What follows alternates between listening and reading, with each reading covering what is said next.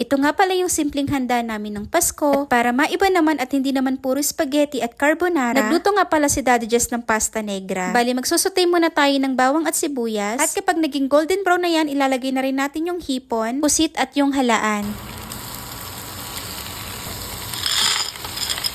At nung medyo maluto na nga yan, maglalagay na tayo ng mga pampalasang sangkap ng paminta at patis. At syempre, hindi pwedeng mawala dito yung tinta ng pusit. Tapos, naglagay nga pala kami dito ng konting tubig para maluto itong mga seafoods. Maglalagay na rin tayo ng konting flavored seasoning mix. Tapos, hayaan lang natin itong kumulo hanggang sa mag-combine lahat ng mga ingredients na ilagay natin. Saglit na pagpapakulo nga lang pala ang kailangan dito sa mga seafoods para hindi tumigas. O diba, sobrang easy lang nitong lutuin. At pati si TJ nga ay talagang nagustuhan din. Hindi talaga kami mapapahiya sa recipe na to. Tapos, nagluto nga rin pala si Daddy Jess ng pork lechon belly.